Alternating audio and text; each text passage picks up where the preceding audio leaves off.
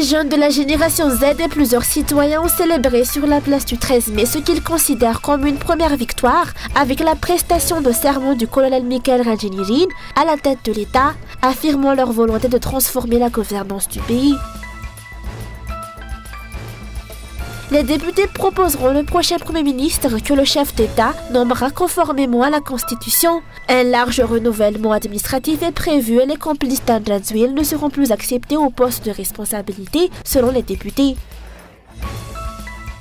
De l'actualité internationale, les délégations afghanes et pakistanaises se sont réunies samedi à Doha, la capitale du Qatar, pour discuter des moyens de désamorcer la crise la plus meurtrière entre les deux pays depuis plusieurs années, après plus d'une semaine de combats qui ont fait des dizaines de morts et des centaines de blessés dans les deux camps.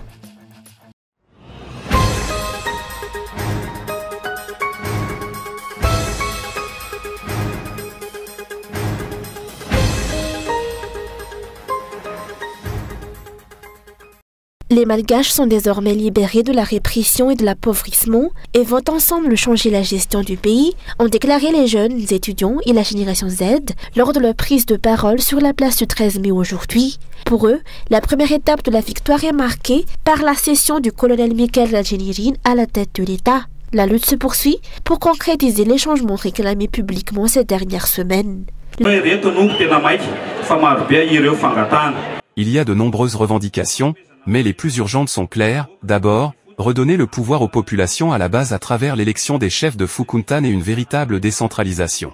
Ensuite, modifier toutes les lois en vigueur et les traduire en malgache pour qu'elles soient comprises de tous. Nous demandons également la valorisation de l'enseignement et des enseignants, du primaire jusqu'au supérieur, ainsi que des élections crédibles, transparentes et inclusives, sans aucune forme d'achat de voix.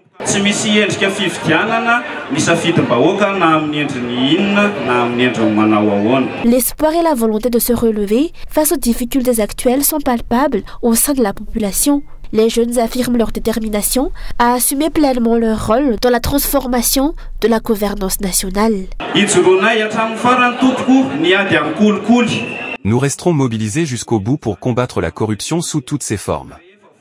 Quand chaque malgache pourra manger à sa faim, avoir un emploi décent, vivre avec de l'électricité et de l'eau sans coupure, et accéder aux produits de première nécessité à des prix abordables, l'insécurité reculera. Nous appelons à la création d'emplois pour tous. Sans agriculteurs, nous n'avons rien à manger, il faut valoriser le monde paysan afin d'atteindre l'autosuffisance alimentaire.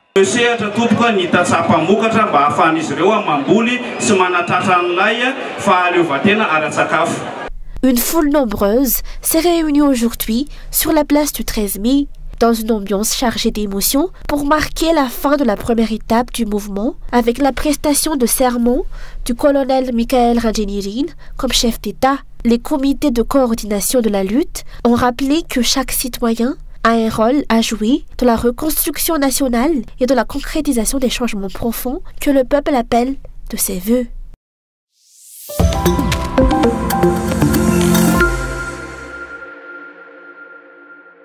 Les Malgaches retiennent actuellement leur souffle pour savoir qui sera le prochain Premier ministre. Les députés ont annoncé aujourd'hui que la proposition viendra de l'Assemblée nationale, tandis que le chef de l'État procédera à la nomination, conformément à la Constitution.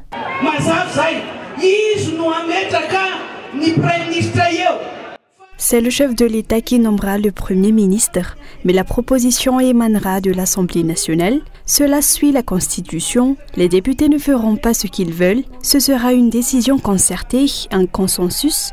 Nous ne sommes qu'un instrument pour appliquer la loi fondamentale. Lors de la mobilisation populaire, la revendication n'était pas uniquement le départ d'Andradzwil, mais également celui de ses proches partisans qui, selon les manifestants, ne seront plus tolérés dans la gestion du pays. La formation du gouvernement viendra du Premier ministre. Ces partisans que le peuple veut écarter se précipitent déjà pour déposer leur CV. Nous ne les accepterons pas. Andradzwil et ses partisans doivent partir. Ceux qui ont été complices de sa gouvernance doivent comprendre que leur candidature n'aura aucune considération, car ce n'est pas ce que la population souhaite.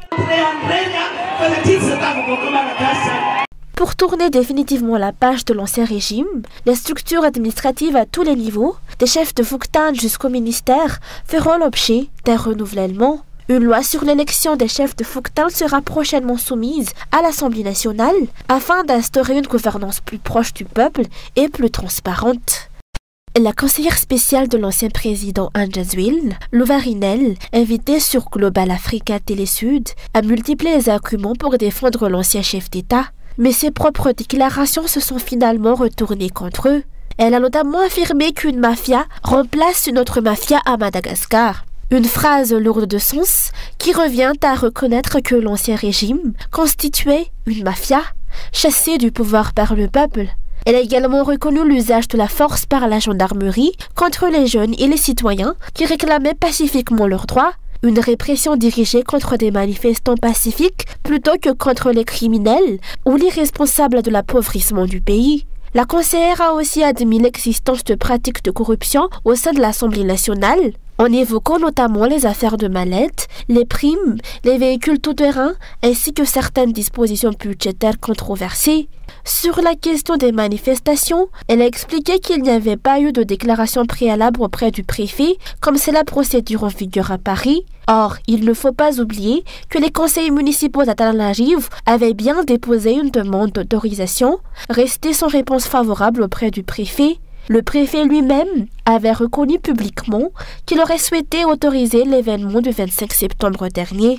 Elle a ensuite évoqué un retour aux dispositions constitutionnelles. Pourtant, la Haute Cour constitutionnelle, plusieurs magistrats et experts ont confirmé qu'aucune violation de la Constitution n'avait été faite. C'est dans ce contexte qu'a eu lieu hier à Mbouda la cérémonie de prestation de serment du colonel Michael Rajinirine en tant que chef d'État. La présence des ambassadeurs étrangers accrédités à Madagascar à cette prestation de serment traduit une reconnaissance officielle de ce nouveau pouvoir. La conseillère a annoncé la dissolution prochaine de l'Assemblée nationale et a affirmé qu'Andjazwil était prête à organiser des élections, à en accepter les résultats et à former un nouveau gouvernement, même sans majorité. Toutefois, les faits rappellent que durant ces années de pouvoir, le processus électoral a été largement contesté. Il a eu la même mise sur les institutions, des fraudes avérées, des arrestations, autant d'éléments qui ont entaché sa gouvernance. Parallèlement, la pauvreté n'a cessé de s'aggraver sous son régime et le classement de Madagascar dans les indicateurs internationaux s'est continuellement détérioré. En conclusion, de nombreux observateurs estiment que si Andjazwil était resté au pouvoir, le pays aurait continué à s'enfoncer dans la crise et la population à s'appauvrir. C'est cette réalité qui a poussé le peuple à réclamer sa démission et à imposer un changement de régime.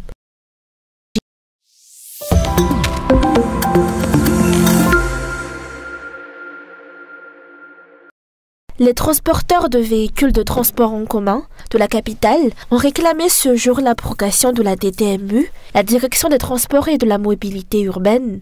Une grande partie d'entre eux dénoncent aujourd'hui les abus de pouvoir attribués à cette direction et à certains policiers municipaux. Selon les transporteurs, la corruption s'est généralisée, les obligeant à verser des sommes d'argent considérables pour pouvoir continuer leurs activités. Ils exigent ainsi la dissolution de la DTMU et le rétablissement des anciennes règles encadrant le transport public dans la capitale.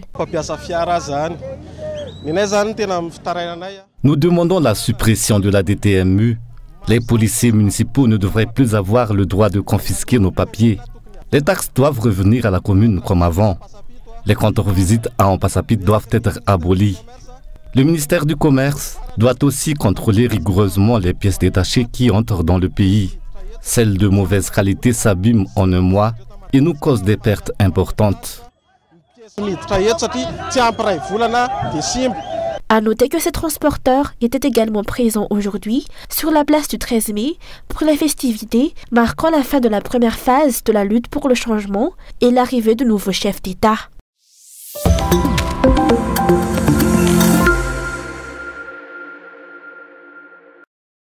Un vide se fait sentir aujourd'hui parmi les défenseurs des droits humains à Madagascar. Chinyalera Fulsissou, figure engagée et militante de longue date pour la défense des droits de l'homme, s'est éteinte dans la nuit. Elle comptait parmi les fondatrices et dirigeantes de plusieurs organisations de défense des droits humains dans le pays. Cool TV FM adresse ses sincères condoléances à sa famille et ses proches.